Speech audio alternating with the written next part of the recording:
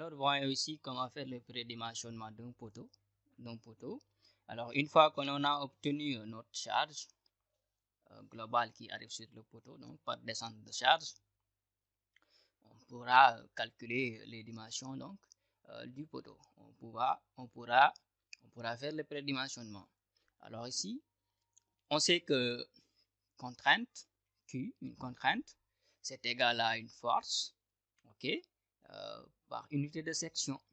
Alors, ici, dans notre cas, la contrainte, alors sur le poteau, c'est NU à l'état limite ultime, divisé par la section du poteau, la section A.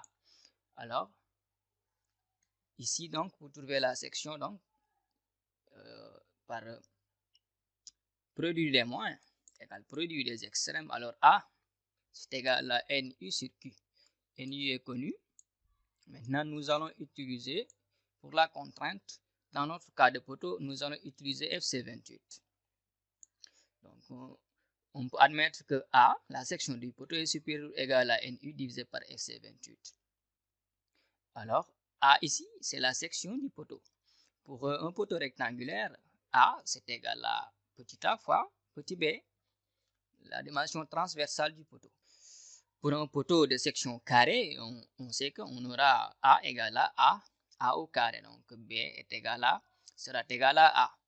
Alors, pour un poteau circulaire, donc la surface d'un cercle, on sait tous que c'est pi fois le diamètre au carré sur 4, bien pi r carré. Alors, D étant le diamètre que l'on va chercher. Maintenant, dans notre cas, pour les poteaux, il faudra qu'on prenne en compte le flambement. Donc, il faudra qu'on prenne le flambement des poteaux. On parlera un peu du flambement. Alors, dans ce cas, il faudra trouver FC étoile 28 qui prend en compte le coefficient de flambement dans notre cas de poteau. Alors, FC étoile 28 cette fois-ci, ce sera égal à FC 28 divisé par 2,5. Donc, ce coefficient-là, 2,5, va prendre en compte le flambement du poteau. Et alors, notre nouvelle formule pour calculer la section A, c'est NU divisé par FC étoile 28. Alors, bien évidemment, une fois A trouvé, c'est la section du poteau qu'on cherchait. Une fois A trouvé, alors on avait dit que A, soit ça peut être pour un poteau rectangulaire, A fois B. Dans ce cas de figure, si nous voulons, nous avons deux inconnus. Donc, on peut fixer l'une des inconnues alors. On peut fixer A. Donc, on peut fixer A. Alors, par exemple, si nous fixons A 25 cm, par exemple, ou si nous fixons A, largeur A, qui est égale peut-être à la largeur du mur, si nous voulons, ou bien à la largeur de la poutre, bien sûr, parce que ça peut se faire. On pourra avoir alors B, qui est égal à A, alors grand A, la section divisée par petit a fixé. Alors, pour une section carrée, alors, on peut toujours dire que A carré égale à A, ce qui donne A égale à racine carrée de la section, ainsi de suite. Pareil, si on fait donc pour une section circulaire, dans ce cas, il faudra seulement calculer le diamètre. Ici, A est maintenant trouvé. Qu'est-ce qu'il faut chercher? Le diamètre. Donc, le diamètre, c'est racine carrée de 4 fois A sur pi. Seulement. Et là, on a les sections donc prédimensionnées. La section prédimensionnée de notre poteau. Alors, par exemple, que dit Bayle sur les flambements? Alors, on sait que quand nous avons un poteau qui supporte une charge, le poteau peut flamber. Donc, c'est donc une déformation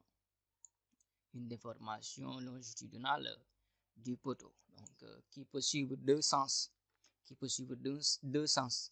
Si nous retournons ici, le flambement peut se faire suivant ce sens-là, suivant donc le sens de A, tout comme le flambement peut se faire suivant ce sens, suivant le sens de B. Suivant le sens de B. C'est ça alors le flambement. C'est ça le flambement. Alors, le flambement dépend aussi des cas de liaison du poteau. On nous dit le coefficient de flambement est pris égal à la longueur de flambement. Ça, c'est le coefficient de flambement. Donc, est pris égal à 2 lorsque le poteau est encastré en pied et libre en tête. Il n'y a rien en tête. Donc, le coefficient de flambement, le K est pris égal à K est pris égal à 0,5 lorsque le poteau est encastré en pied et en tête. Lorsque le poteau est articulé en pied et guidé en tête, aussi nous avons K égal à 1. Ainsi de suite, lorsque c'est guidé en tête et encastré en pied, nous avons donc un coefficient de flambement égal à 0,7. Donc cela veut dire que ici on prend en compte la longueur de flambement, c'est-à-dire lorsque le poteau flambe, maintenant il y aura une nouvelle longueur LK appelée longueur de flambement.